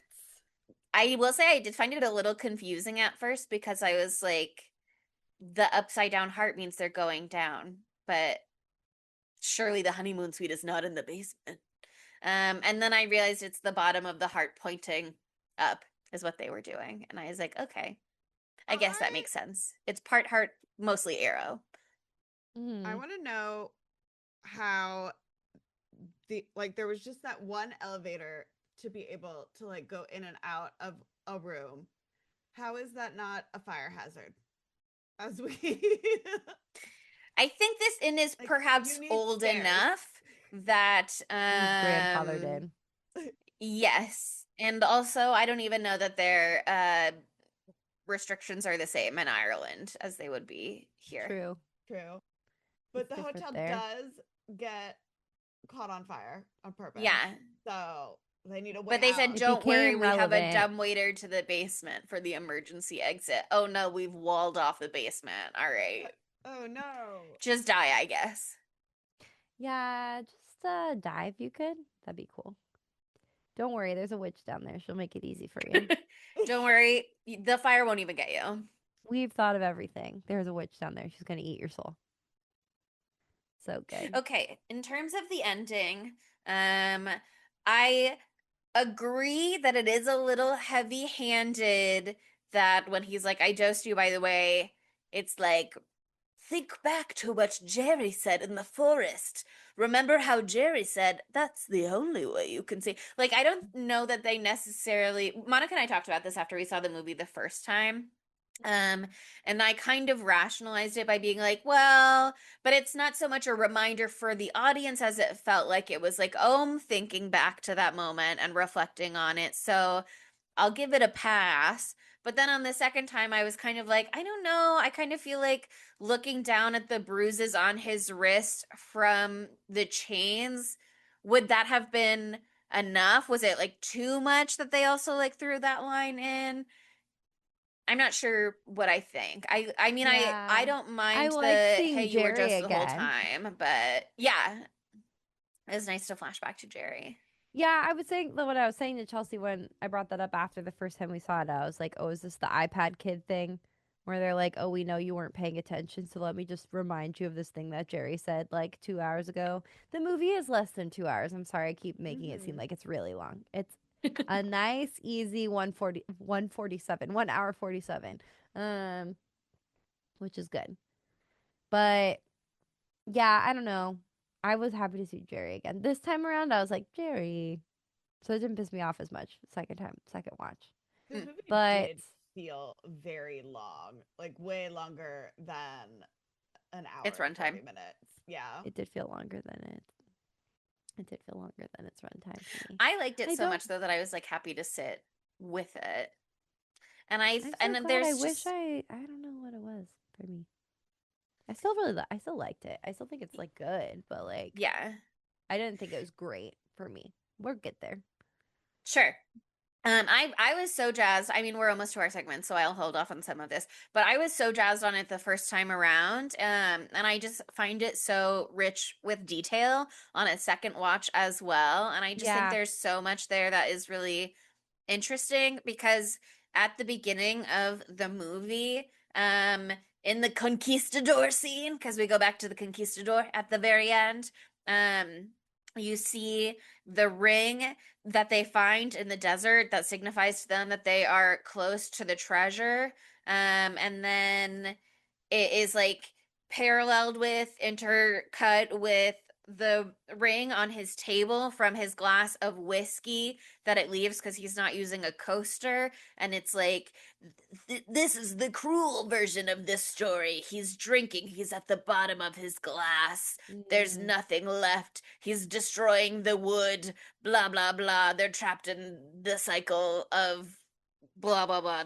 And also, I mean, you can see in the beginning, one of the first things I noted in the conquistador scene the first time around is that he doesn't spare a single drop of water for that child.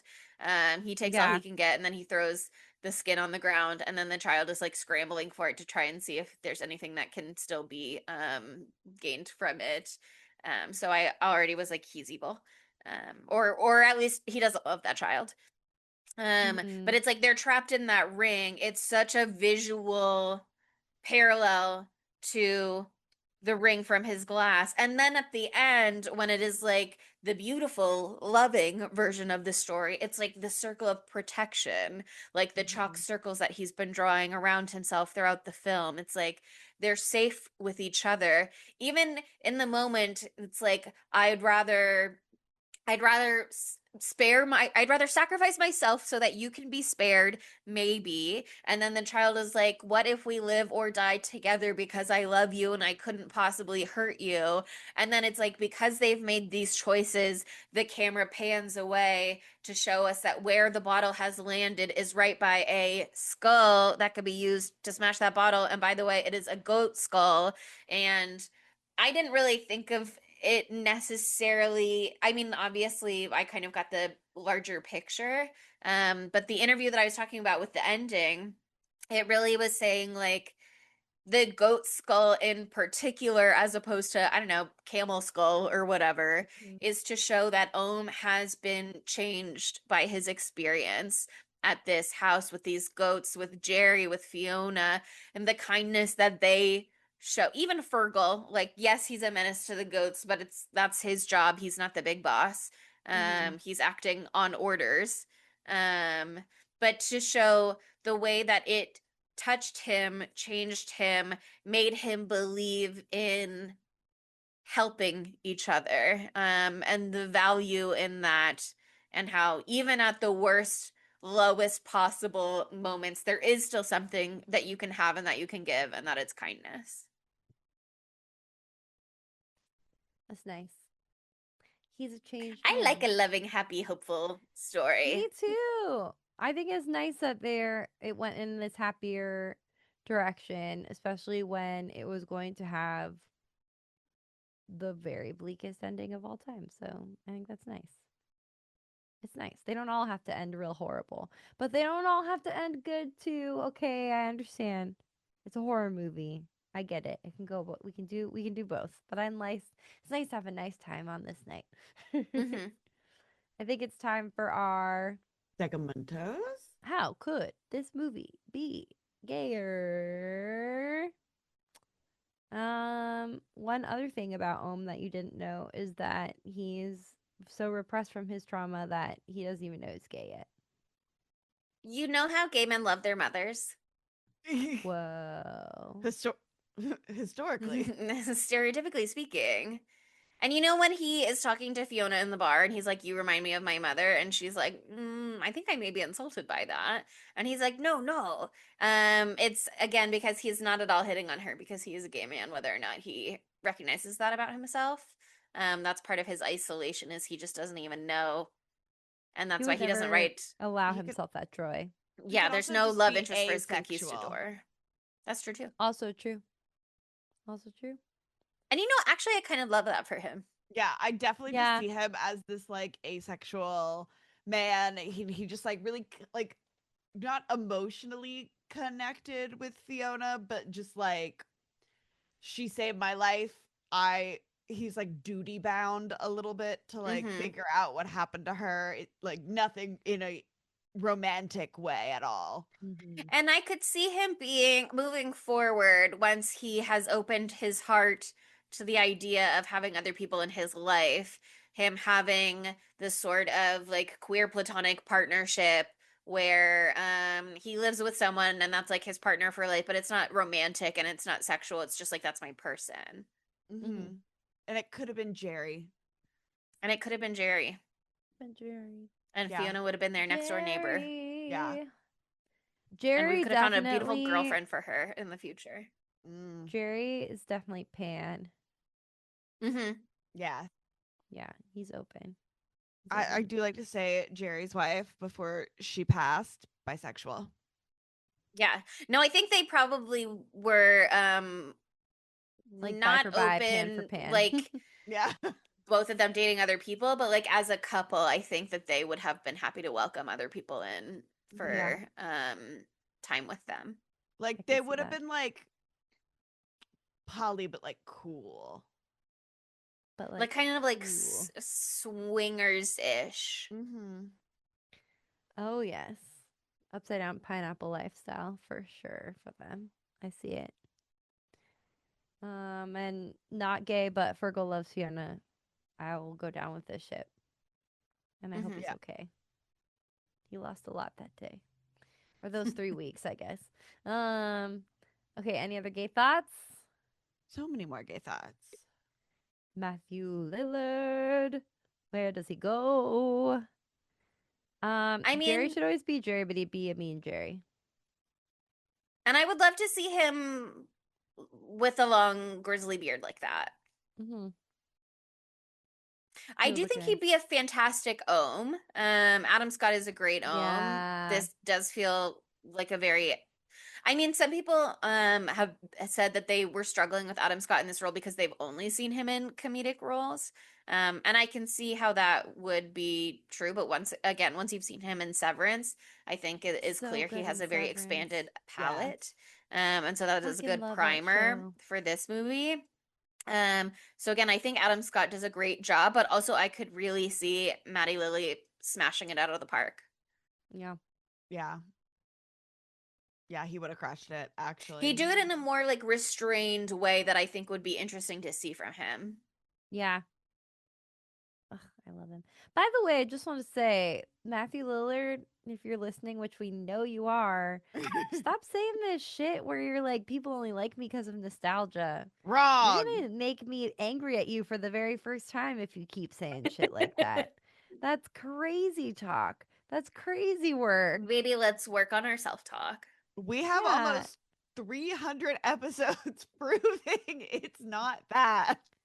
Yeah, somebody posted that. What was that Reddit thing, Chelsea? There was a Reddit thread about that moment where he said on some podcast that people only like me for the nostalgia, and then somebody commented on that Reddit thread being like, "There's the podcast called Spooky Tuesday where these three girls love him," and I was like, "Somebody tell him that." And Monica has told him that, but I guess he forgot. Well, maybe he thought I was yanking his chain, but I'll tell him again next time I see him. God. Tell him we like him for current day too, and in fact, we do the FNAF movies just for him, exclusively for him. Exclusively for him. We cut out all the parts that he's not in. Yeah. I've never seen Josh Hutcherson on my screen. But I love Josh too. Yeah, I love Josh. But yeah, I mean, I wish he could see himself the way that we see him. Exactly. Yeah. Which is in every movie humanly Which is possible. in every movie. Every movie. So he has a place in every single one of them. Mm-hmm. And the biggest role he plays right here in my heart. Mm-hmm. And now we're talking about the dumb bitch of this movie. I still think for me it's Mal, just because he's a coward bitch shit, and I hate him. And he does some smart things, but like things start breaking down pretty quick. He didn't really think this all the way through, and he should have figured out a way to... I guess he was probably going to dispose of the body during the break, but maybe he shouldn't have killed her so soon, so early before the break. You know? Yeah. I wonder about that. I was like, is that what he was coming back for, to get the body and dispose of it somewhere else? Was he just going to leave her down there forever and hope that the smell of decomposition was too far away in the basement to be noticed, or that it had like faded away enough by the time they opened for the next season months later? But regardless, despite his father-in-law telling him, I trapped a witch in there and I make Albie check the gate every single day to make sure that the witch is secured in there and not out here, he does not believe in the witch. And that is just dumb bitch behavior because No. my Listen girl, to your there's a spooky witch in there. father-in-law. And like maybe the magic mushrooms are involved, but also maybe the magic mushrooms have worn off by the next morning. And when we get dragged to hell by the witch, that's actually totally sober. Oh, good point. I don't know how long that trip lasts, but that's all I'm I saying, don't girl. think it lasts like a day, but I don't know what I think type when of he shit. wakes up I don't in know the what the goat milk morning, does to it. You know what I mean? yeah. Yeah, true. Goat But milk could Adam really Scott Ohm change Bowman things. didn't drink it with the goat milk. It was in his whiskey flask. You're right. Mm. Which There you also go. could maybe be I could see those not interacting well with each other. But that being said, the vibe that I get is he's sober when he wakes up in the morning on the bed, and everything after that we see with clean and clear eyes. I agree. Could a man high on drugs figure out Do the this? bell thing? I don't think so. Oh wait, that's an Adam Scott. Yeah. So yeah, he reference. could also. Could a depressed Oh. person do Yeah. this? I didn't even realize that's why I was quoting him. That's so funny. He's just everywhere. Is that Okay. Adam Scott or is that Rob Lowe?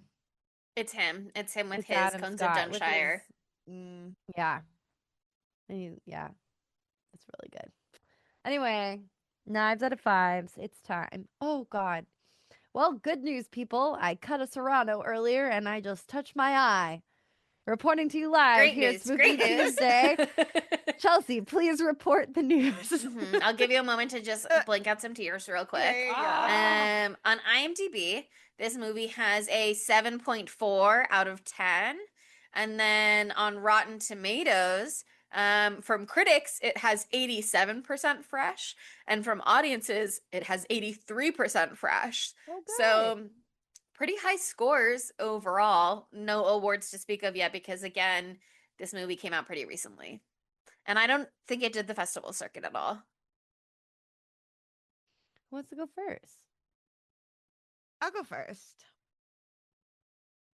I this movie felt longer. It felt like there was a lot of stuff going on. But my God, did it create an incredible atmosphere. And it would be like also too like you got to see it in the theaters because I don't know if your regular TV would be able to capture unless you have like surround sound. There'd be like Yeah. regular sound up front and then like from the back right you would hear some like weird ghostly moaning or you'd hear some like creaks in your other ear and like they're like this movie was slightly overstimulating. And one of my biggest critiques in all movies is everything's too fucking dark. Mm-hmm. Like, and that's just movie filming in general now. And I get things, it's at nighttime, it's dark, but I want to still be able to see things. Yeah. But either way, there were parts of this movie where I felt like I was straining my eyes, and then it cut to him straining his eyes, and so I was like, maybe it's intentional. like, And then there were that's parts what of the you're supposed to be movies where I was like, doing. I wish that I could see what was going on right now. And there's some parts where you're like, oh no, this is dark and we're seeing a creepy silhouette. Like, I get it. But like the tone that this had, I didn't have any like expectations for it. I do kind of wish that we didn't watch the trailer at all. I think this one would be like a really good movie, kind of like going in full blind. But I surprisingly liked it, so I'm gonna give it a 4 out of 5. Like I really like Damian McCarthy. I think I gave Oddity a 5 out of 5. Like Oh, I loved Oddity. Oh yeah, 5s across the board for Oddity. Yeah. yeah. Like, and this one, like the end with the bellhop and the bell, like I think like one of the trivia on IMDb said like the bell that they used in this movie is like that exact same bell. Yeah, and there was a moment in Ooh. Oddity when we were in her shop where they had the same scary bunny drummer guy that is from Caveat. So I think he does My like to favorite movie. really carry something from one film to the next. Yeah, and like this is I haven't seen Caveat, so I So it cannot doesn't cloud our comment. vision. Cannot comment.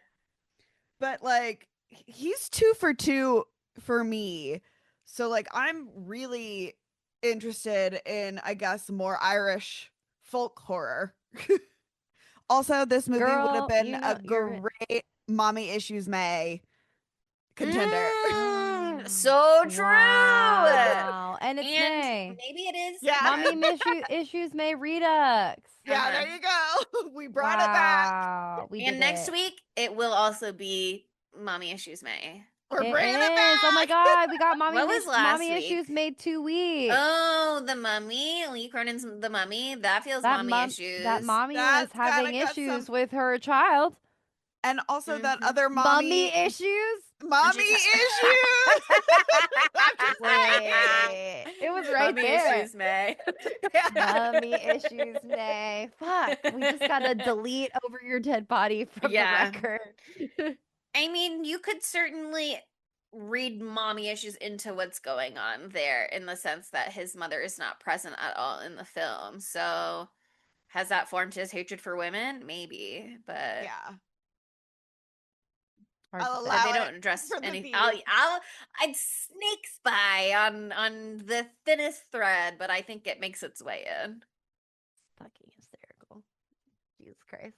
Okay, I guess I'll go next so we can end on a high note with Chelsea. I'm not gonna give it a bad score though. I did like this movie a lot. I just don't know what I was expecting. But it didn't quite get to where I wanted to be. But I still really liked it. Everything that we've said, like there's so much detail.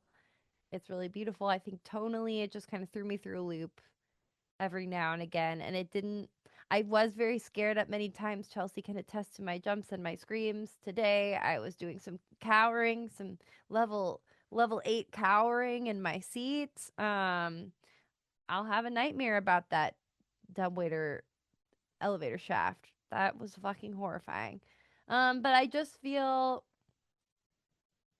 like it didn't draw me into it. Created a beautiful world like you were saying, but it didn't draw me into the world in the way that Oddity did, where it just like had me in a chokehold, like emotionally too. Like I just don't think it got me in that way. And it was a folk horror movie, but it like the focus wasn't as folky as I was hoping it to be. I think that's another thing too. I was hoping it would have more of the witch or something like that. Not that, like I can't tell you what I would have wanted from that, but like it wasn't really. It was more another horror movie about grief and trauma, and that is fine. I love those. I always say that, but we are getting a lot of those these days. Um and I was hoping it would have like a little more basis in like traditional folky type of stuff. So I still loved it though. I'm still gonna give it like a 4.1, but like I was hoping to give it like a 6. I was level 6 excited, you know? But that's okay. That's all right. I love you, Damien. And I'm gonna try again with Caveat, okay? I will. For you, I'm gonna figure out how I can watch it, and for you, I'm gonna try it again. Maybe with someone else there to make me finish it. Maybe we'll watch it together because I'm curious. I would watch Yeah. it. Great. God, movie night incoming, movie night loading. Loading. I guess I'll go next because process There's of no elimination one means I'm the else. only one left. Yeah. I will say I'm so sorry for Monica and her level 6 expectations, but I kind of feel like that helped my experience because Monica was so hyped for it. I was kind of just like, we'll see. I don't know, girl. I wasn't feeling what Monica was feeling. And I think going in, that allowed me to reach greater heights because I had no expectations. I was just like, Monica really wants to see this movie. I'm curious about it and I'm along for the ride. And then I had so much fun in the theater. Like I said, I feel like this movie is so richly detailed in ways where as soon as this is like on streaming and you can access a good cut of it at home in the privacy of your own abode where you can really stop and examine things, I think there will be so much there to take in. Um, and I probably won't do that by the time it comes out because I won't be scrolling through for social anymore. But I'm excited to even just like really examine the trailers when I'm doing social content. Mhm. I really liked the story that was told here. I liked the character's transformation and how we saw that through his work changing as a writer, and what he decides he wants to put into the world and the legacy that he wants to leave and the way he wants to interact with people. I like that we saw that he wasn't like totally changed. Like Albie's like, "Will you read my book now that you've Haven't I survived?" been And through yeah. enough? And he says that line, and then Albie's like, "Okay, well, I'm gonna bring you my book." And he's like, "All right, like I surrender. Yes, I will read your book." And so I don't know. I really liked everything that was going on, and also I thought that it was genuinely scary. The visuals were genuinely unnerving. A lot of the times I'll be watching a horror movie and then they'll do some sort of reveal and then it will look too silly to me and I'll just be taken out of it and I'll like sometimes they show you something and then you laugh out loud and you completely lose your atmosphere of fear at that point. Your atmosphere, if you will. And that didn't happen here. It's like the donkey is so just like oogie boogie to look at in a way that I think worked really well. I'm just really I was jazzed in the theater seeing this movie. Afterwards, I was like, We I love to love be that. jazzed. I love to be Bring jazzed. back jazz. Yeah, so I'm gonna give it like a 5 knives out of 5. I don't know that it is a perfect movie, but I love to be jazzed and I love to leave a theater feeling Fuck jazzed. yeah. So that was Yeah, very fun and Hell exciting yeah. for me. exactly. Yeah. I'm glad that you felt that way. I'm really glad. But yeah, that closes the book on Hokum for this week. But next week we're continuing, I guess mommy issues may at this point, but it's also known as May I do a bunch of new horror movies? May I cover some mommy issues new releases, please? Mommy issues with new releases and also Over Your Dead Body. Could you please? So next week we are going to continue mommy/mummy issues May, the Redux. That's what we're just calling it now. Or what was it, Chelsea? May I please cover some new releases in 2020? I don't have energy for the voice right now, but I was like, Not said really, the voice like, with what the the- whole it bit, sounds- Chelsea. It May sounds I- fucking may terrible if I you don't. cover some Thank new you. There it releases is, in there it 2026? Sorry, Jesus I just Christ, needed a moment to get warmed listeners, up. I'm really sorry about that. Look, it's the end of another episode in theory, and also a long day. It's a big day. It's a big day. I get it. I understand. It's hard to be dealing with all these mommy issues all day long. But now we're talking about a movie that has mommy issues and also big different issues than that. Issues you'd never expect. Also starting with the letter M though. We are doing the mutt. No, Sydney got a talking to about this Oh, earlier, fucking but you'll Christ. get it Okay, later. it starts with a she, a C. It starts with a C. What? It's a chimpanzee, not a monkey. Oh. Is that what you're getting at? I was thinking ape, and then you said C, and I was like, what is she talking about? It's a chimp. There's not a corpses. monkey. Guess what? Oh my god. Anyway, we're talking about Primate, the classic January movie that came out this year that I talked so much shit on because I was like, this looks like it's gonna be stupid. And then I ate my words because I saw it and I was like, holy fuck. So if you haven't seen Primate, I get it. That's totally fair. Because it was in January and it's okay to protect yourself from a bad time. But buckle the fuck up because now you have to watch it. Primate 2025. We're going for it next week. And yeah, don't eat while you're watching it, I would say. But anyway, I'm excited for y'all to watch it, and I'm excited to dive into it with y'all next week. But until then, it's time for you to write down how much you love us in a 5-star review. Say, Monica, you know what? I'm glad you still had a good time, even if it wasn't a great time. And aren't you happy for Chelsea? 5 out of 5. And I am. And I am happy for Chelsea, though I'm sad for me still. Thanks, I'm guys. kind of sad about it. Yeah. I feel a little sad right now still. That's okay. You say, it's okay, Monica. Pat, 5-star review on Apple Podcasts. It's okay, Monica. There's a bunch more horror movies coming out soon that you can have lofty expectations of. I'm sorry you couldn't give I just forgot what this movie was called for a second. I'm sorry you couldn't give Hokum 5 stars, Monica. But how about I give you 5 stars instead? Wow, There thank you you. I feel go. better already. Why not say, wow, Sydney really brought the energy of Jerry to the podcast today. 5 stars. Thank you. I've been doing drugs. Yeah, she's on I saw her drinking psilocybin. goat milk earlier. Yeah. I keep that thing on me at all times. Also, please follow us on social media. We're at spooky_Tuesday on pretty much everything except for Facebook and Tumblr, where we're at Spooky Tuesday Pod. Go to our website, spookytuesdaypod.com. You can see every single movie we've ever covered, along with some gorgeous pictures of us in cult-like attire. No one's talking about how good we look in those pictures. I was looking at the website yesterday. I was like, damn, check it out. Also, we are good.